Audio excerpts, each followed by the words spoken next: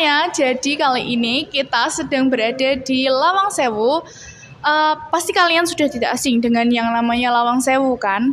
Nah, Lawang Sewu itu sebuah gedung yang berada di Semarang yang tentunya sudah banyak sekali orang tahu. Nah, kalian mau tahu tentang lebih lanjutnya tentang Lawang Sewu? Silakan bisa simak video berikut ini.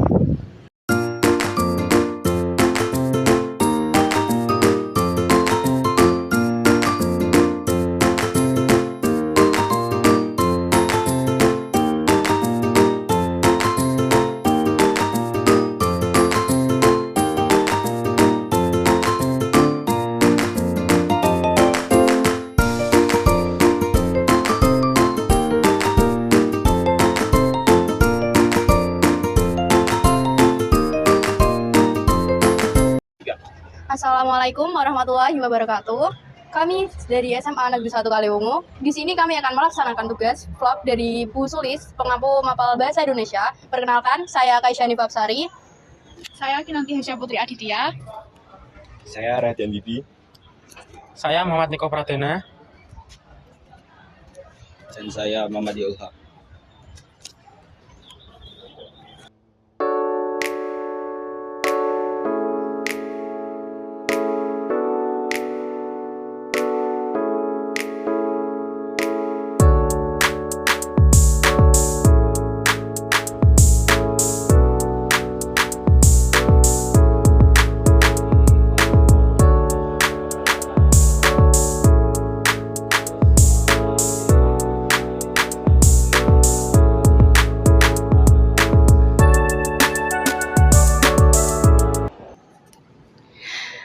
Baik, di sini saya akan mengajukan pertanyaan. Sebelumnya dengan Mas siapa ya? Mas saya Andre. Baik, pertanyaannya yaitu siapa sih Mas yang mengelola Lawang Sewu ini?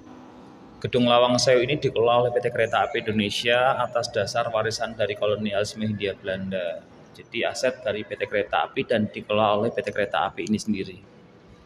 Baik, kenapa sih Lawang Sewu ini pintunya itu ada 1000 dan berbeda dari gedung-gedung yang lain? Karena seorang arsitek Belanda ini punya pengalaman untuk membuat temperatur ruangan kerja di Gedung Lawang Sewu lebih nyaman. Mereka berupaya untuk mengalihkan udara panas dengan sirkulasi udara dari banyaknya pintu, sehingga harus punya banyak pintu sebagai sarana sirkulasi udara dari bangunan. Gitu. Baik, terima kasih Mas. Tahu nggak sih? Wastafel di belakang itu merupakan satu-satunya yang masih ada di Lawang Sewu, karena wastafel yang lain sudah dirampas atau dijara oleh Jepang kala itu.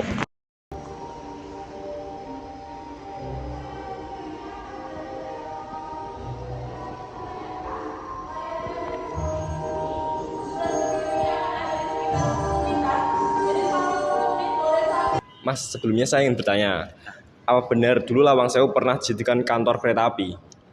Benar, Gedung Lawang Sewu ini pernah dijadikan kantor, bahkan kantor pusat perkeretaapian pertama di Indonesia oleh kolonialisme Hindia Belanda.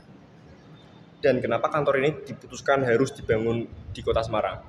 Jadi dulu karena fungsi utama kereta api adalah alat angkut dari hasil bumi lebih ke rempah-rempah Indonesia, sehingga harus diputuskan dibangun di tengah-tengah Pulau Jawa. Yang kebetulan posisi dari kota Semarang berada di tengah-tengah dari Pulau Jawa ini sendiri. Oke, terima kasih. Oh ya Mas, sebelumnya izin bertanya, sejak kapan Lawang Sewu didirikan dan dijadikan tempat wisata? Sejak kapan gedung ini didirikan itu lebih tepatnya di tanggal 27 Februari tahun 1964 dibangun oleh kolonialisme Hindia Belanda sebagai kantor kereta api. Kemudian beralih fungsi sampai akhirnya diputuskan harus jadi tempat wisata pada sekitar tahun 2007 secara resmi oleh PT Kereta Api Indonesia. Meskipun sebelumnya sudah pernah dikunjungi tapi belum resmi karena efek dari sebuah reality show di Trans TV saat itu yang menggambarkan Gedung Lawang Sewu dipandang seram oleh masyarakat. Gitu. Yang sebenarnya juga tidak seram bangunannya. Terima kasih atas informasinya Kak. Sama-sama.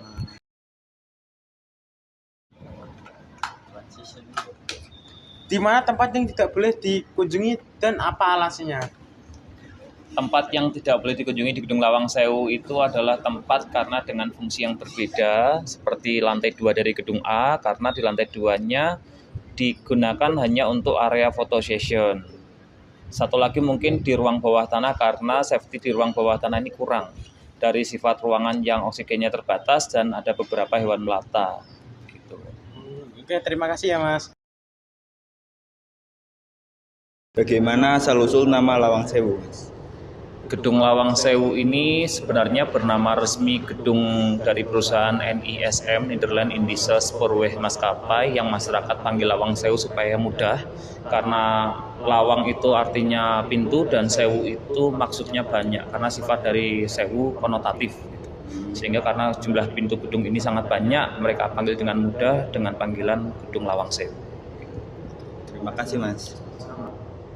Sempat nih ada rumor katanya Lawang Sewu ini mau dijadiin hotel. Itu benar nggak sih Kak? Sebenarnya dulu waktu setelah Indonesia merdeka kan Gedung Lawang Sewu pernah menjadi sebuah area perang besar, kemudian harus dijaga oleh TNI supaya tidak diambil alih oleh pihak Jepang. Lalu dari markas TNI sampai tahun 1994. Setelah itu Lawang Sewu sempat dikosongkan karena ada upaya untuk menjadikan hotel gratis. Hotel Gedung Jagadeng masih original. TNI-nya dipindah ke Watugong, Banyumanik, Semarang Atas. Gitu. Tapi ada tragedi terjadi di Indonesia namanya reformasi di 1998 sehingga gagal rencananya. Oh, jadi gagal ya Kak buat dijadiin hotel. Ini sekarang jadi tempat wisata. Oke guys, next kita bakal wawancara salah satu pengunjung yang ada di Lawang Sewu tentang pesan dan kesan gimana mereka datang ke sini, dan untuk harga tiket bagi pelajar itu worth it gak sih? Check it out. Kesan dan pesan ya. Kesan pertama ngelihat bangunan Lawang Sewu ini megah ya, megah, bersejarah ya. Untuk tiket masuknya kurang lebih ya. Yang dewasa 60.000 ya, anak-anak misalnya tempat bersejarah kan biasanya jadi semua orang bisa menjangkau gitu ya. Jadi kalau bisa jangan segitu, lebih lagi ya. Pesan Kakak gimana nih?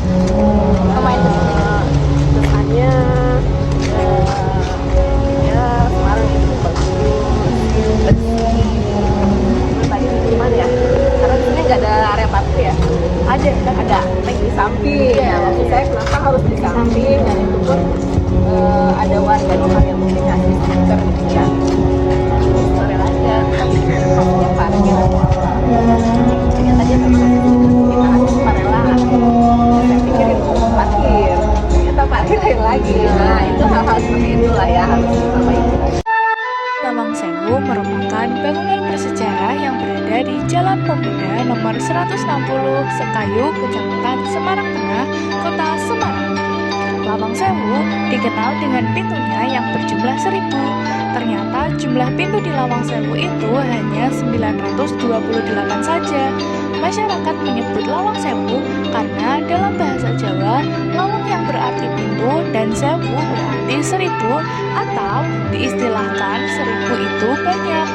Sebelum dijadikan tempat wisata, sebelumnya Lawang Sewu merupakan kantor kereta api yang dikelola oleh PT Kereta Api Indonesia atau KAI. Kini Lawang Sewu menjadi tempat wisata bersejarah yang sudah dikenal oleh banyak kalangan. Sekian video kami, kita cukupkan sampai sini saja. Sampai jumpa di vlog berikutnya.